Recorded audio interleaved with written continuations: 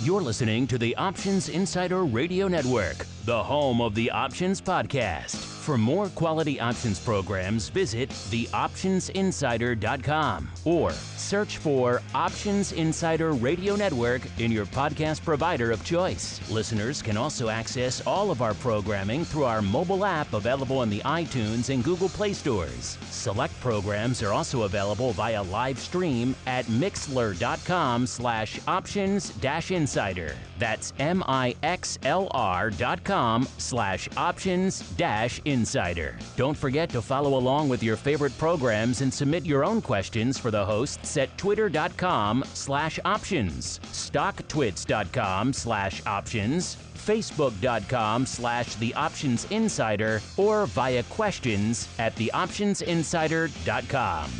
The Options Insider Radio Network is sponsored by Fidelity Investments. Fidelity's Option Trade Builder tool can help you confidently build an options trade in 3 simple steps. Just choose a strategy, select a contract, and then review the benefits and risks of the trade. Learn more about Option Trade Builder at fidelity.com/options. Options trading entails significant risk and is not appropriate for all investors. Certain complex option strategies carry additional risk. Before trading options, contact Fidelity Investments by calling 800-544-5115 to receive a copy of the characteristics and risks of standardized options. Fidelity Brokerage Services, LLC, member NYSE SIPC.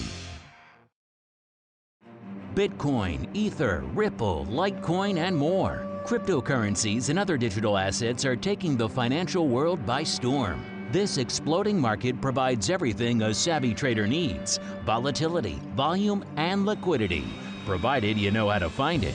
That's where we come in. Welcome to the Crypto Rundown. Each week, we'll break down the latest trading activity, trends, and developments on everything from coins to tokens, futures, and even OTC options. If it's moving the crypto markets, then you'll find it on the Crypto Rundown. The Crypto Rundown is brought to you by Akuna Capital. Known as the new wave in tech and trading, Akuna is a leading derivatives market maker in traditional asset classes. As one of the first trading firms to make markets on Bitcoin futures, Akuna is also proud to be an innovator in the cryptocurrency space. Through a collaborative flow of knowledge between developers, quants, and traders, Akuna designs and implements their own low-latency technologies, trading strategies, and mathematical models. To learn more about our rapidly growing firm, please visit akunacapital.com. Now it's time to dive into the exploding world of cryptocurrencies and digital assets. It's time for the Crypto Rundown.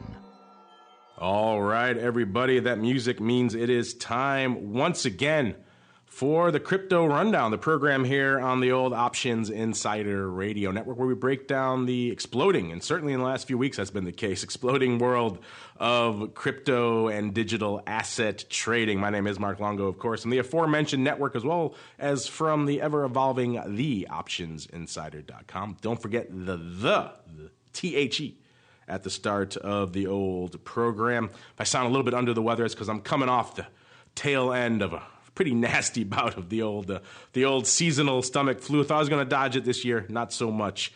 So if I sound a little bit under the weather, it's because I am.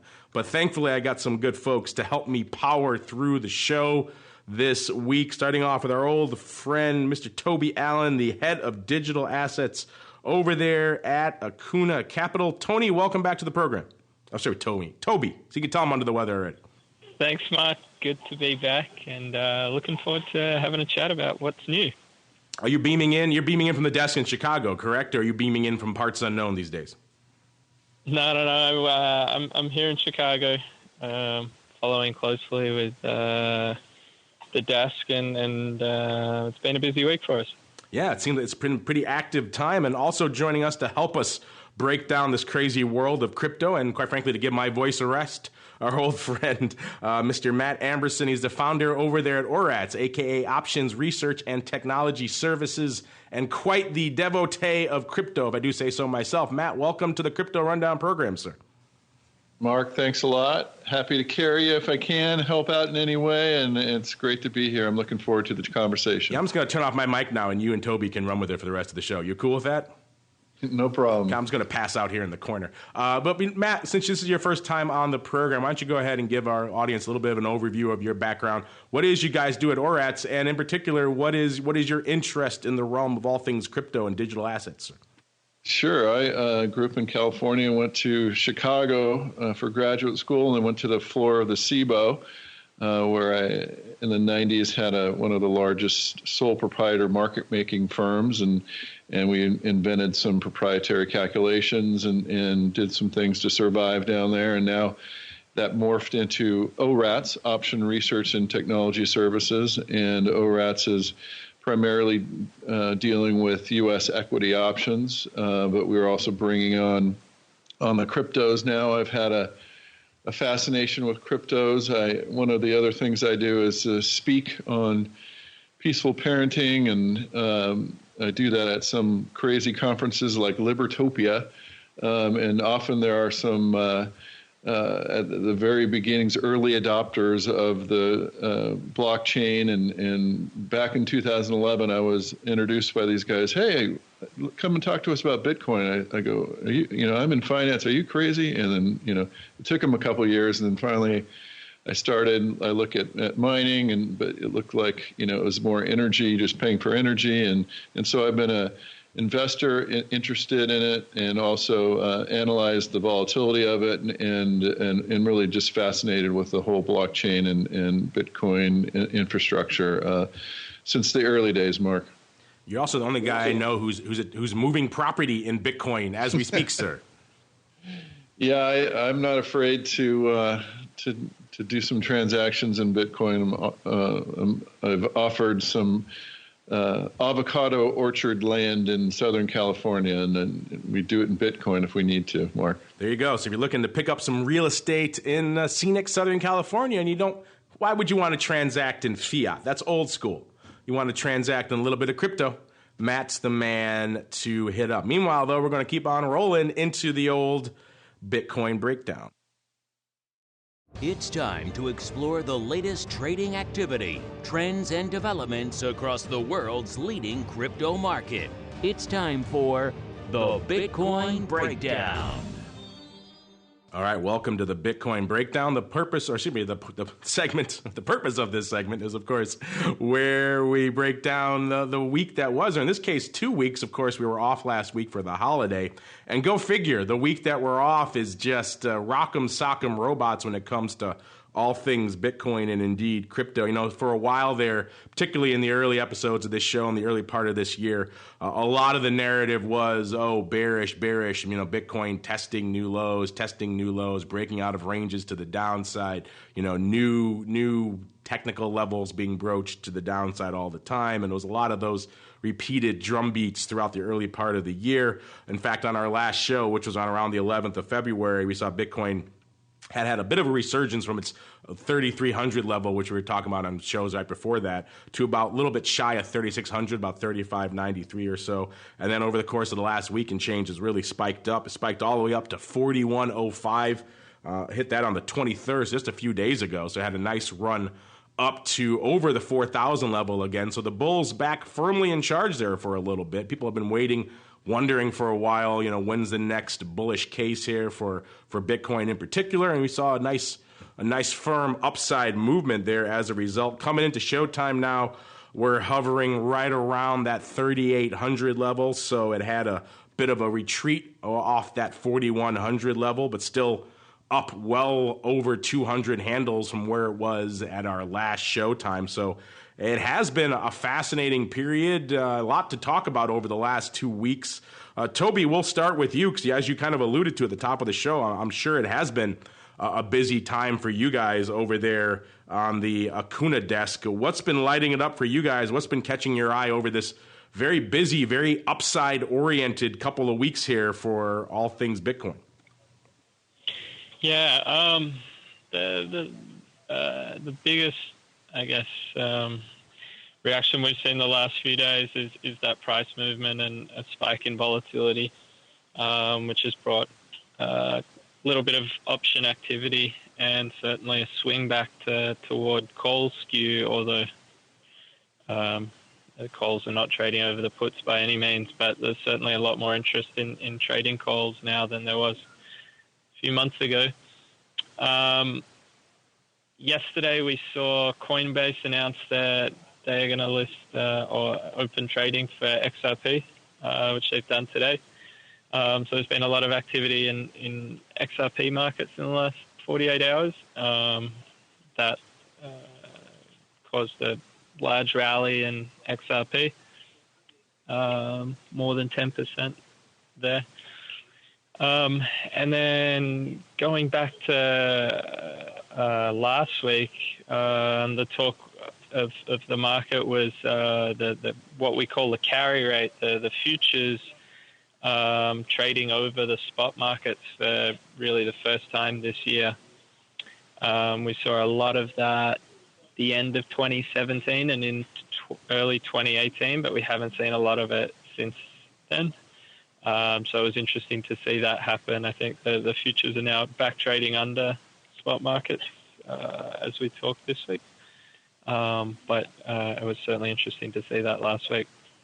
Yeah, I saw a lot of interesting analysis as to what people thought was really driving that big uptick in Bitcoin in particular over the past couple of weeks. A lot of different people pointing fingers at a lot of different things. I'm curious, as you guys were interacting with people on your OTC desk there and fielding, it sounds like all those calls for calls, pun intended. What do you think was really leading the charge to that upside, or do you think it was just a confluence of events that was driving a big? Maybe the bulls had been waiting and they were finally back. That below 3,300 level was enticing enough to bring them all back. Yeah, I mean, we all wish we could predict exactly why and when things are going to move the way they do and will continue to. But so I can't put my finger exactly on it. But certainly, there has been a bit more positive news recently. It was interesting to see that JP Morgan came out with their own coin or announced their own coin. That seemed to get a lot of positive attention from all walks of the community. And certainly interesting given their sort of leadership stance, I guess, on it in the media over the last 18 months. So I think, look, I don't know, I try and not focus too much on the price action myself and think more about what the community is achieving in terms of use cases and executing on visions and implementing the different aspects of the technology. And that's been strong for a long time now, and the prices haven't really necessarily, certainly haven't reflected that, but in the last couple of weeks we're starting to see a bit more reflection of maybe some of that good work that's been happening over the last sort of 12 months. Yeah, we were talking on our last episode, I believe, too, that people were looking for ways to make a bullish case for Bitcoin in particular. A lot of people were pointing to that halving moment coming up, and there seems to be, at least there's a limited data set, obviously it's only happened a few other times, but there are people pointing to that, and there tends to be, when that halving moment happens, obviously that's a bullish case for Bitcoin in general, and that they usually start to see the uptick occurring. I believe it was somewhere around the 500-day level. Outside of that, so starting to see maybe we're getting within that range. So if you believe in such long range indicators, which I don't know how much I do, but if you believe in such things, maybe that was the argument, or maybe, again, it could have been just the price was that attractive. And you mentioned, we were talking to your other buddy over there at Acuna there, Toby Andrew. He sent in some interesting data for the show as well, talking about, of course, what we saw over the weekend. It was another volatile weekend for Bitcoin in particular. We had a nice big uptick last week, about 5%, then a 10% downtick over the weekend. Also, as you mentioned, kind of driving the vol out there, which is kind of interesting to see.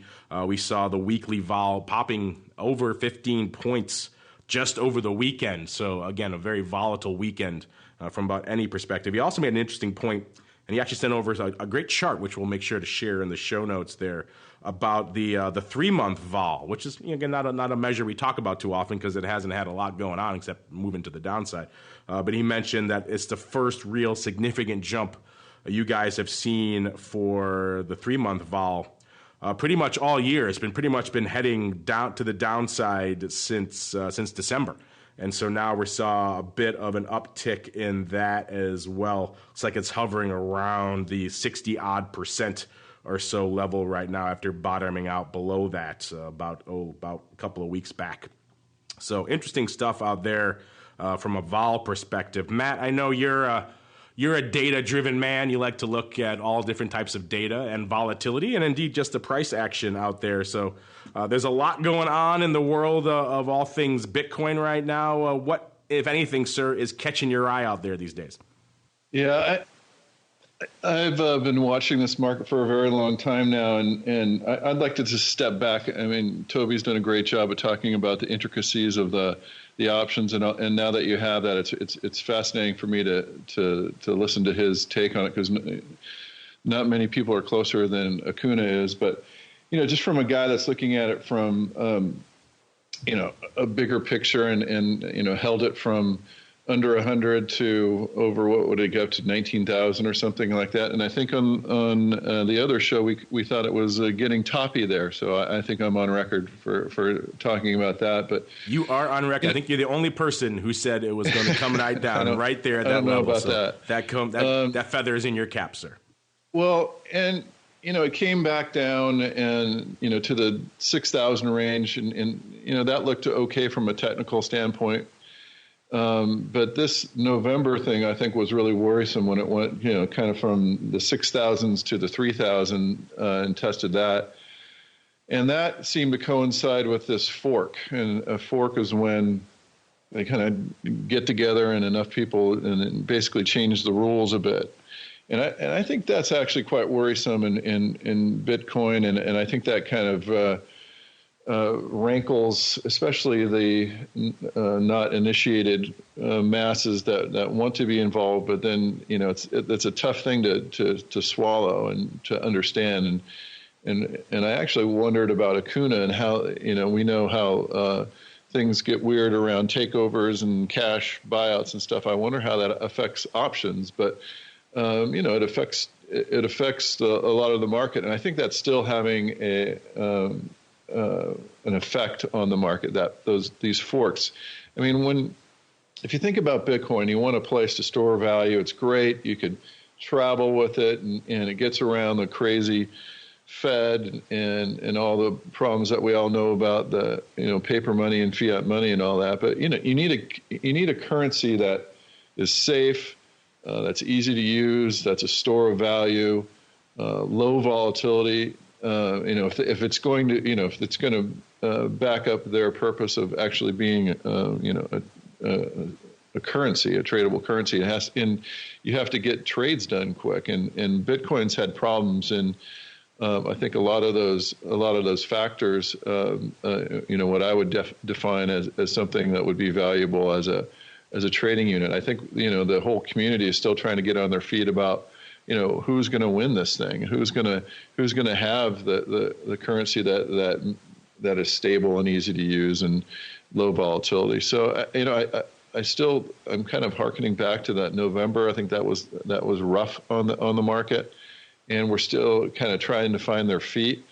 I don't know. Long term, I'm not real bullish. I think it might test some 1,500 or 1,800 lows before, and then get their act together before it moves up. But that's a tough call to make. That's half of where we are now, and it's been down quite a bit. But I don't know, Mark, if that makes any sense. But that's how I'm feeling about overall on the market. You might want to cancel those offers for Bitcoin on the house then, or if you do, the second you get hit, you might want to call up Toby and say, what's your market on some puts? Yeah, you can hedge it. There you go. Then you're good to go, right? Then you're all set. But Toby, he brings up an interesting point. There are these somewhat unique event risks when it comes to market making for options and derivatives and crypto.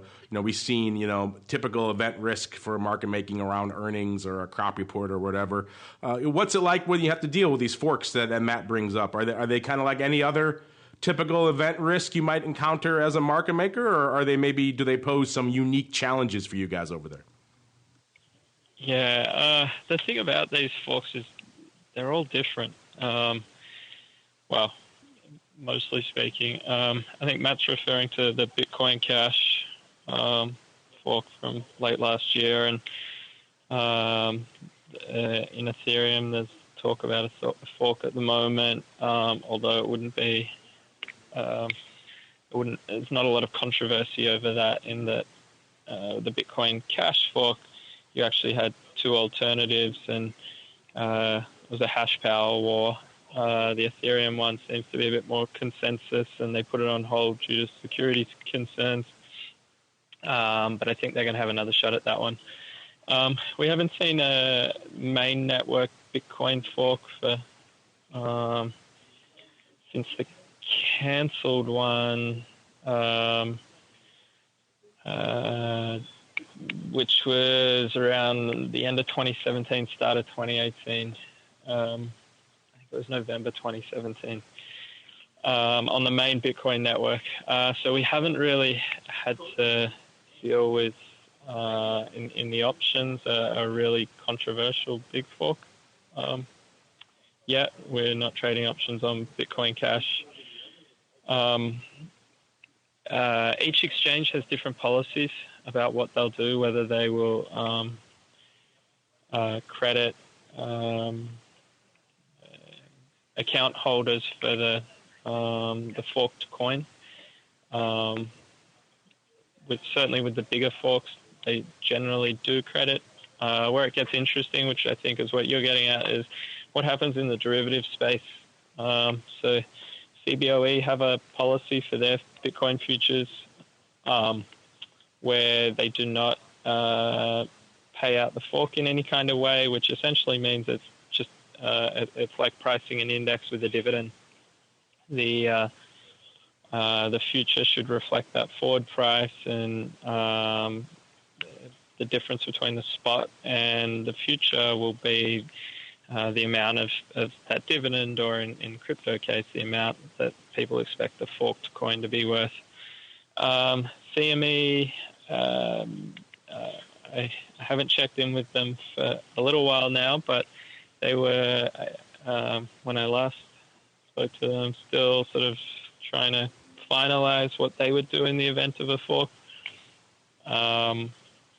And I don't think they have that finalized yet, but I think they're trying to find a solution where they do adjust futures prices by the amount of the forked coin.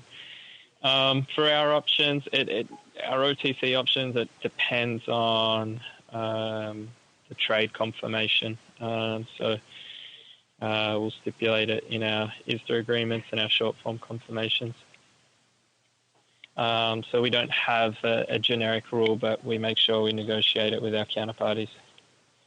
Yeah, it is a fascinating thing. It's a little bit different than your typical earnings event because, the contract specs for Apple don't change after Apple earnings. The vol might change, but everything else is pretty much the same. But now you have these forks where, the contract specs the contract's changing. So it's a little bit of a different, unique challenge out there, which is kind of interesting. You mentioned the CME. They had a good couple of weeks while we were on hiatus there as well. They had a big surge in their Bitcoin futures on the 19th of February, over 18,000 contracts hitting the tape. Remember, that's a 5X coin, listeners. You're talking over 90,000 coins. So that's their biggest day by far. So people have been arguing, well, maybe the liquidity still isn't there on the futures. Well, days like that, it's certainly putting up some impressive numbers out there. It looks like the next biggest day out there was, I'm trying to see these levels here. It's hard to see on this chart what the exact number is, but that's well beyond what their other day was. Coming into showtime, those March futures out there on the Bitcoin, a little bit south of 3,800, right about 3,775. Not a hugely active day, a little bit shy of 3,000 contracts on the tape today, so about roughly 15,000 coins changing hands out there in the CME land. That contract off about 45 points or so coming into today. So again, a little bit of a worm turning out there, at least for recently. We saw that spike. Now a little bit of profit taken, a little bit of people taking off the top side out there in Bitcoin. Speaking of people's views here on Bitcoin, we got a kind of a bit of a divergence of opinion out there looking at the news and Bitcoin these days. You got kind of an old economy view of Bitcoin and then a new economy view of a Bitcoin. I'll let you guys determine which is which. But first, we got our old friend, Mr. Buffett, not shy of commenting on all sorts of esoteric products. Remember, he very infamously described derivatives as financial weapons of mass destruction. He's chiming in on Bitcoin now. They believe it was recently on CNBC, calling it a delusion. He says Bitcoin is a delusion. And he said, but way people perceive the cryptocurrency is a delusion. He does like blockchain, though. He says blockchain is ingenious and important, but Bitcoin has no unique value at all, he says. It doesn't produce anything. You can stare at it all day, and I like this, and no little Bitcoins come out or anything like that. So that's his view on it. And of course, another guy who's not afraid to chime in on everything, whether it weighs in on his near-term business model or not. Of course, Elon Musk, and he took the opposite view. He called Bitcoin, I should say, brilliant and better than paper money for storing value. His exact quote was, I believe he was on a podcast. He should stay away from podcasts. He's had some issues with podcasts of late. But he said he believes Bitcoin structure, which could be referring to blockchain as well. So maybe read into that with a bit of a grain of salt. But he says the structure is quite brilliant, adding cryptocurrency bypasses currency controls. Paper money is going away, and crypto is a far better way to transfer values than a piece of paper. That's for sure. So he's kind of bullish on it. Of course, the same people, I think they did press him on whether Tesla would be adopting more of the blockchain to handle some of its infrastructure. And he actually said no. He said that Tesla is very focused on being very resource sensitive, and he thought blockchain was still very too resource intensive for them, so it wouldn't be a good use for them. So he's bullish. It sounds like he's bullish on the actual Bitcoin itself and, of course, the blockchain, but maybe not so much. Not enough, at least, to start using it. So I don't know. Mr. Matt, what are your thoughts here on two kind of divergent viewpoints? You got kind of the old economy, and he still hasn't wrapped his head around derivatives, Warren Buffett. Doesn't mean he won't sell puts all day long, but he's still not a fan of those, apparently, either. And also, apparently, views. One guy thinks it's still a delusion. The other guy thinks it's brilliant, sir. Any thoughts there?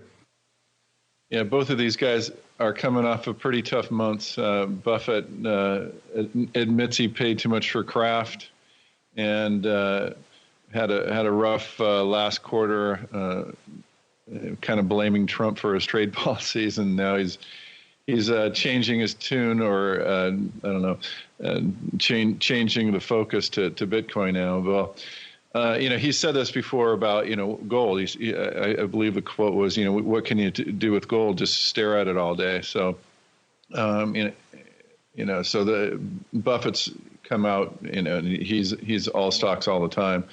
And, at least he's catching on to blockchain, because, I think they're seeing now that, some of the companies that they've acquired or are investing in are seeing the value of blockchain, which is quite brilliant, actually. And Elon Musk, he's trying to he's having some problems with the SEC, isn't he? So it does have some, obviously he says it bypasses currency controls. Obviously totally agree with that. And those are, they're both of these guys are, there's a grain of salt in all they're saying. Bitcoin, I think the value, like I talked about before, has to be more stable. That's why I thought the forks are problematic, and just the, somewhat of the overall design, driving the price and driving some volatility. Toby is seeing that, with volatility, and I think it's also interesting, what's happening with the depressed price now, with the miners, and how that is affecting, the options in Toby's business. So, it's tough. I'd still call these guys the old guard, but and they're at least what it sounds like a little bit to me. Even Diamonds. JP Morgan they're coming around to it, albeit slowly, and it's going to take an evolution in order to really get Bitcoin to be mainstream. But I think the fact that these two are talking about it, talking about even in his his message to investors. And so, I mean, I think that's good for us in the crypto world, Mark. I think we're bearing the lead here. I think we maybe we got a little bit TMI from Warren Buffett. Apparently, he likes to stare at his assets all day. That's what he likes to do. And if it doesn't produce something for him, he doesn't like it. I have a very Scrooge McDuck type of image of him just sitting on top of a pile of money and staring at it. So he likes to do it with gold, and apparently he can't do that with Bitcoin. Hence he's not a fan of it. But you guys have all brought up the JP Morgan coin. So as you mentioned, there's a lot of things going on in the altcoin world. So let's get to that with a little bit of the old altcoin universe.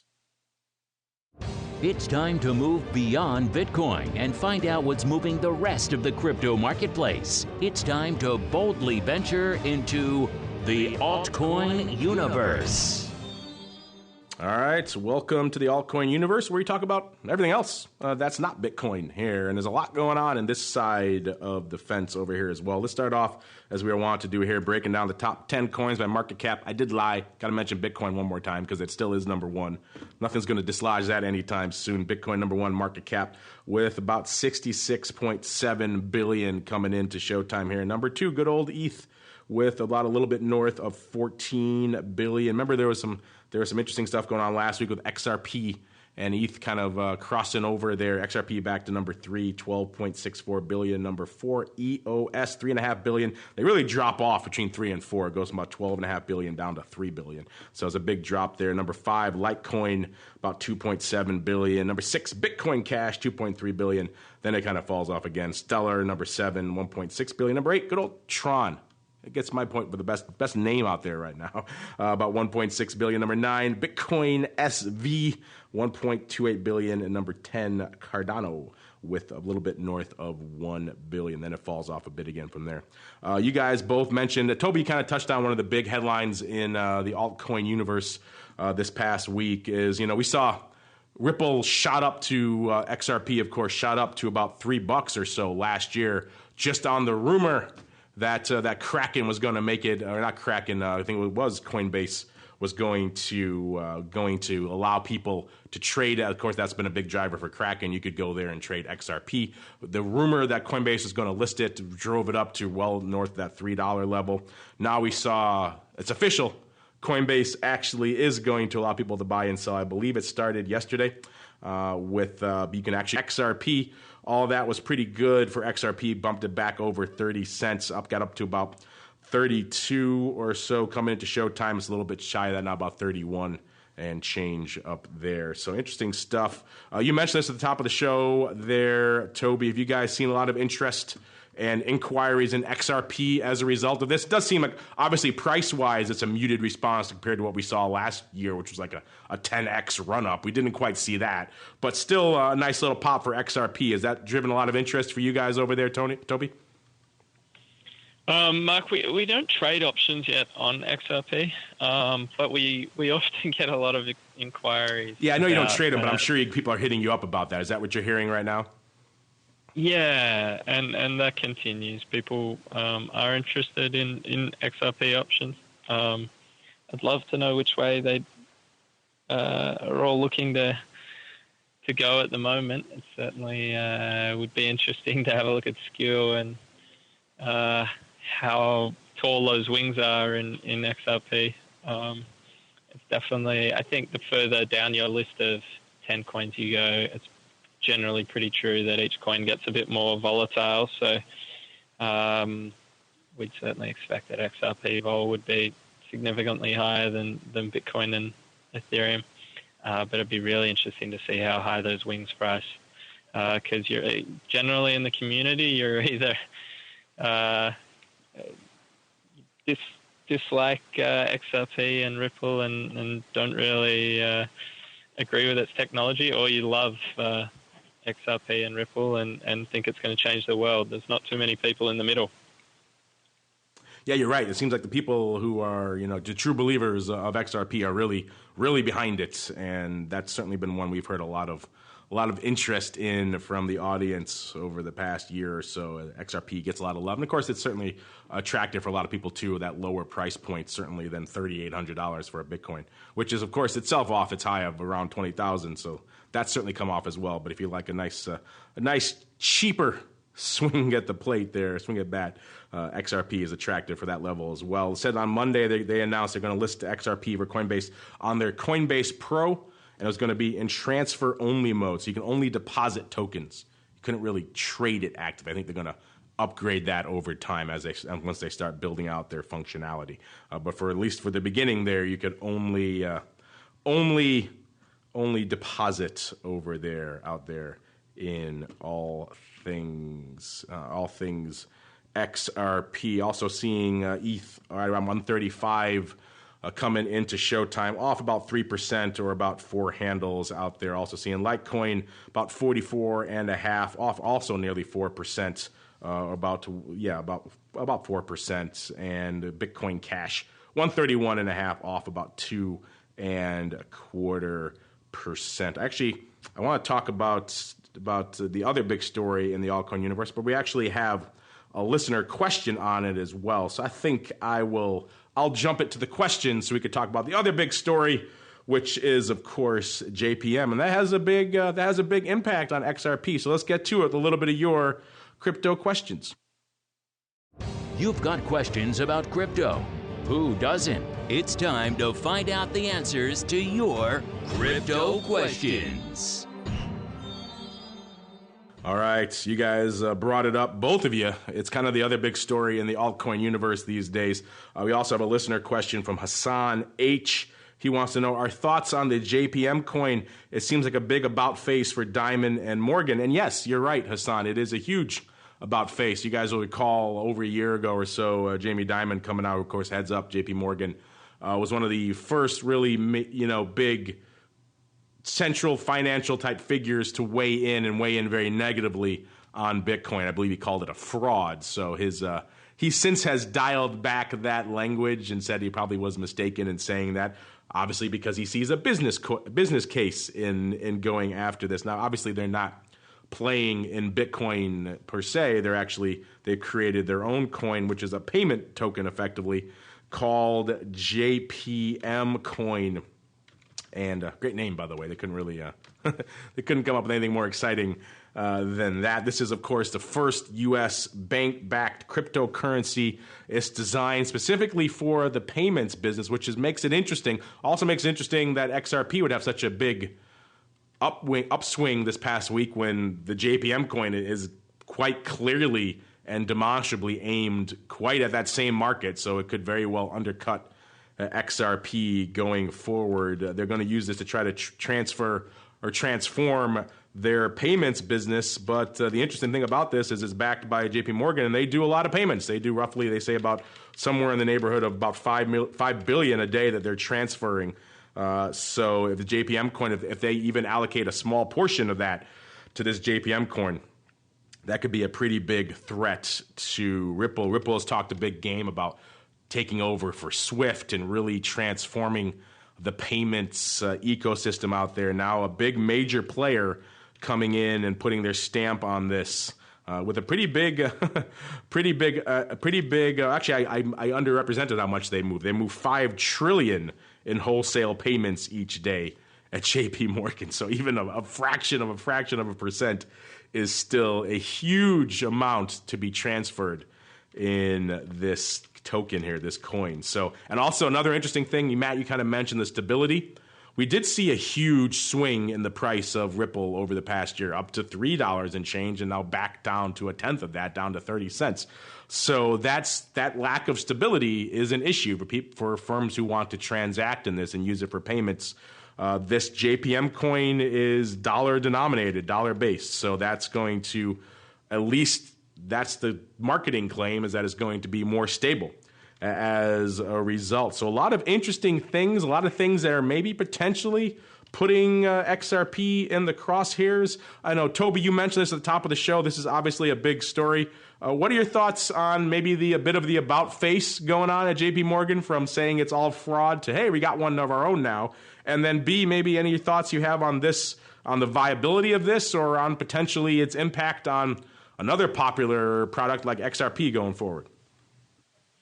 Yeah, obviously find the about face amusing. I think to Jamie Dimon's defense, he would argue that he was against Bitcoin, but a big believer in blockchain technology itself. And this coin is more in line with blockchain technology than, say, trying to compete with Bitcoin. But it's certainly a good sign for the space. I agree with everything you just said, that it's probably a more relevant competitor for it is Ripple and XRP and what they're doing. Some of it might also be a little bit defensive on JP Morgan's part.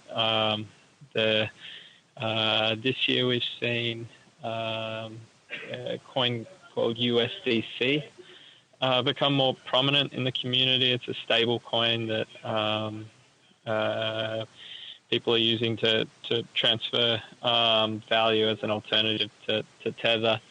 And that USDC coin is run by Circle, and Goldman Sachs is certainly a big investor in Circle, potentially even the biggest investor in Circle. So Goldman Sachs is involved with that coin, and then JP Morgan's going to have its own coin here. So the banks are slowly adopting it, and that's another sign that the space is slowly maturing. Yeah, there is that network effect, and these banks, they have the network in terms of the cash flows that are going through them. So if they can allocate some of that, even a small portion of that, to even a fairly esoteric coin that they control and have ownership over, that could be a big driver for them, where you have products like XRP kind of coming at it from the outside. Now you have these products coming from the inside, and they certainly have the potential to have a lot of inertia behind them, which makes them certainly interesting. And yeah, I do agree the JP Morgan one is particularly interesting just because of the complete 180 that their leadership has done on this space over the past year and change. I don't know, Matt, any thoughts for our listener here? He wants to know your thoughts, sir, on the JPM coin. Are you feeling like we're feeling that it's a big about face for those guys over there? Yeah, I would agree with what Toby's saying, and I think Diamond would say that he's adopting the blockchain, but not the Bitcoin. And I think it's interesting on their website, JP Morgan this month became the first U.S. bank to create and successfully test a digital coin representing a fiat currency. So I had to chuckle about that. I mean, a lot of what's going, a lot of the people that are early adopters in blockchain would turn over in their old blockchain graves. I don't know what the analogy might be, but they're calling the JP Morgan the stable coin. What I was amazed at is how error prone Swift is. They say that 10% of transactions have errors in them on Swift, and definitely a blockchain, that's a right place for blockchain. At the SIFMA conference last year, there was an interesting panel and on the adoption of blockchain and some of the firms, to avoid some of the errors in the back office, Mark, that we used to experience as traders. Clearing some of the trades they're going to blockchain. So I think there's a strong case for blockchain, in the financial markets and in the financial technology, and then whether Bitcoin as a store of value is going to make it, or is this JP Morgan coin going to be a store of value? It's hard to say, but it looks like they're creating these for purposes, not necessarily for currencies, Mark. Yes, definitely. That is interesting about the Swift. I didn't know the error rate was that high, which is terrifying when you think that that's a core technology for our financial services here. All right, let's see what else you guys have in store for us here. All right, R5Net, he wants to know, do we have any thoughts on TRON? TRON is one of those newer cryptocurrencies here. Looking at it, the price chart for it here right now, and it's had an interesting run. Hit a high of about 22 cents right in the beginning of the year, January 4th, and then it's kind of just, I guess, taken a drubbing since then. It's about a tenth of that now. It's about 2.5 cents. The market cap is about $1.6 billion right now. It seemed like it got a lot of heat. I know in the early episodes of the show, people were asking us about it. It seems to have tapered off a little bit, maybe partly because of that I'm sorry, that was December of 2017, by the way, that I should have mentioned that they hit that high of 22 cents. So over the course of last year, it obviously came off. That December of 2017 obviously was a high for a lot of products. TRON was out there as well, and over the course of that, it's been clipped quite a bit. I don't know, Toby or Matt, you guys, anybody reaching out to you about this? You have any thoughts on this? I think it's still in the top 10. I think we listed it earlier, so it's in the top 10. Any thoughts on this? One of the more recent entrants here, TRON. Matt, you want to tackle that one? Thanks, Toby. I mean, I'll just kind of reiterate that, and this is pretty recent news that I read that TRON was itself going to do a fork in order to add some more institutionally friendly features.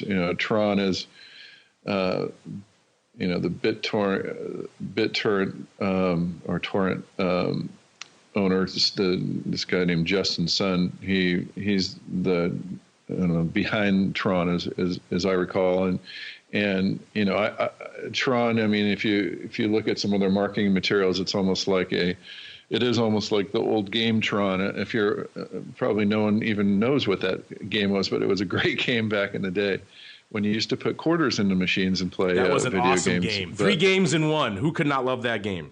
Yeah. So that's all I got on TRON for you, Mark. I'm down with doing a whole show about that great arcade cabinet. That was a fantastic. I pumped a few tokens at the old Chuck E. Cheese into that TRON cat. Had a joystick. That was way ahead of its time. That you could race light cycles, shoot tanks. Come on, what was better than that game? But yeah, it looks like TRON has kind of undergone some headwinds of late. Great name aside, hey, they named it TRON. That they'd be foolish if they didn't run with it in their marketing. And so, yeah, interesting stuff interesting that it's on the BitTorrent side. Yeah, it's a fascinating coin. I just, price-wise, we haven't seen enough. Obviously, there's no derivatives on it, so it hasn't really, got us too excited here on the show-wise. But I know a few of you guys are still interested in it. It's still, I just checked, it's a number 8 in the top 10, so it still is in the top 10 with about $1.6 billion in market cap. But just not a lot else going on right now out there, in terms of big movement or price action to really get us super excited here. Tokenmania. We'll keep an eye on it, though. So, yeah, if there's big developments in TRON, you'll be first to hear about it here. Question here from Tokenmania. He wants to know, when can we expect more physically settled crypto contracts coming down the pike? He's particularly interested in ETH and Litecoin. This seems to be the trend here, Tokenmania. We've had a lot of up-and-coming derivatives exchanges make their way through the studios here over the past year. And it seems like all of them are talking the physically settled type contracts. Now, that seems to be the hot thing. I believe the Eris exchange guys are I think they're going that route as well. We have others on there coming on. So that seems to be the trend, is seeing those contracts. I don't know, Toby, you interact with a lot of these guys. Would you agree that that's kind of the trend coming forward? I don't know particularly about ETH. I'm assuming ETH will be in there. But do you agree that that's the trend we're going to be seeing soon, is more of these physically settled, physically delivered type contracts? Yeah, definitely. And you touched on it. There's so many exchanges that are trying to come to market right now with those derivative products. There's a couple of cash-settled futures contracts on those coins right now, but not physically settled. But, yeah, one would expect that'll definitely happen this year at some stage. All right, we got time for one more here. Let's go to JLD, creatively named JLC3. They want to know, where do we stand on a Bitcoin ETF? Any hope on the horizon? Well, obviously, we're just coming off the heels of the big government shutdown, so there were no approvals there. In fact, a lot of people yanked their applications because nothing was happening. We did see people resubmit them. I believe SIBO has that new one in with them, a few other firms. There's always going to be applications hitting them. I haven't heard of any sort of progress on that front. This is a rough time for new product approvals. There's a huge backlog of traditional financial type products that they have to work their way through and get approved first. So I don't see a lot of movement in terms of the SEC suddenly saying, we're really receptive now to launching and approving a new Bitcoin ETF. Obviously, the Gemini guys have tilted to that windmill a few times and lost. Other firms have tried it. Direxion, I think it was, to their credit or perhaps their shame, they tried a inverse crypto type product, which those are the two words that the SEC doesn't want to hear at all right now. Inverse, after we saw what happened with XIV last year, and then also add crypto into the mix, you got pretty much a 0% chance of getting that approved, and that's pretty much what we saw happen. So far it's been a big nil. I know there's been new applications put in, so maybe there's a ray of hope there, but I haven't seen any sort of movement or heard from anyone playing on that front that there's a lot of movement. I don't know. Toby, you got ears to the ground out there. Any sort of movement on that front that you're seeing? I think I wouldn't know, but my suspicions are that the SEC issues have been with the cash settlement of existing futures contracts, and not having traditional asset custodians if someone wanted to hold the cryptos in actual custody accounts. So it sort of ties into your last question a little bit. When the physically settled futures come to the regulated marketplace, it's probably when the SEC, I'd imagine, will reassess approving one of these ETFs. The other thing that would be interesting to me is to know whether these applications that are getting pulled out of the system, is that the SEC suggesting to these companies that they're going to be rejected and they should pull and amend, or is it the actual companies that are applying, are they pulling them for their own reasoning? So, yeah, I mean, I think everyone would love to see ETFs in some form. And we're all being pretty patient waiting, so hopefully the SEC can find a way to make it work.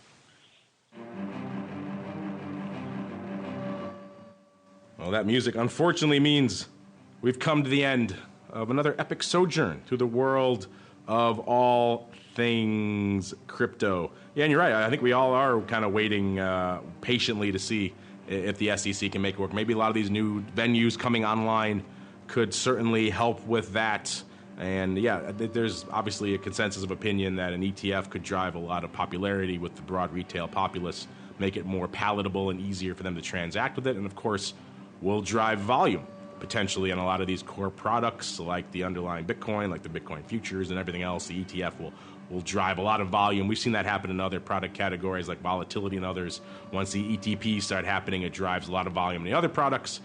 We saw the reverse of that last year when the ETPs got wiped out in the volatility space. That killed a lot of volume in the underlying futures and things. So hopefully these products will make their way through the SEC and we'll get something soon. But that's unfortunately where we are right now, where we have to leave it. We'll be hopeful, though. We'll be optimistic that we'll hopefully see something soon. But before we go, let me go back around the horn, checking with each of my cohorts. We'll start with you, Mr. Matt. If people are intrigued, maybe they want to buy your house in California, or maybe they want to learn more about what you guys offer over there in ORAT's lands. Where should they go, sir? What should they do? Yeah, I enjoyed the show, Toby. It was nice to meet you and be on with you. Mark, hope you feel better. ORATs, we're probably going to wait until we get some options on any of these cryptos before we do a large push with it. But of course, we have a large backtesting operation for U.S. equity options and including a bunch of data. And so come on over to orats.com, ORATS.com, and check it out, Mark. Yeah, give them a follow while you're at it on Twitter @OptionRats. It's a great handle, @OptionRats. Easy to remember. A lot of great data they're putting out there all the time. And I think, yeah, you're right. We're all waiting for that day of the launch of the Bitcoin options as well. That'll be a fun day for all of us. And Toby, you guys are always cranking away interesting stuff over there. The Kuna, people want to learn more of what you're doing. Maybe want to reach out to you guys directly. Where should they go? What should they do? My www.kunacapital.com is check us out online.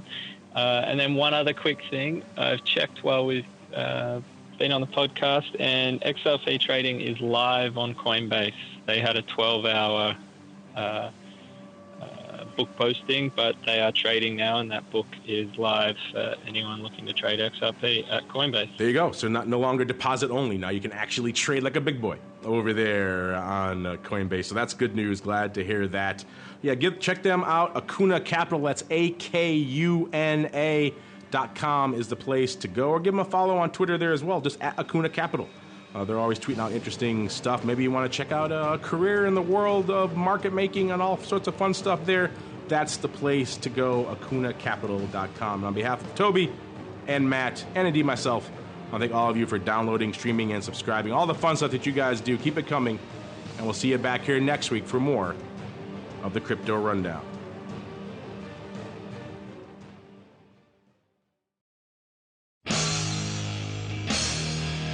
The preceding program was a production of the Options Insider Radio Network. For more quality options programs, visit www.theoptionsinsider.com or search for Options Insider Radio Network in your podcast provider of choice. Listeners can also access all of our programming through our mobile app, available in iTunes and on Google Play. Don't forget to follow along with your favorite programs and submit your own questions for the hosts at twitter.com/options, facebook.com/theoptionsinsider, or via questions at theoptionsinsider.com.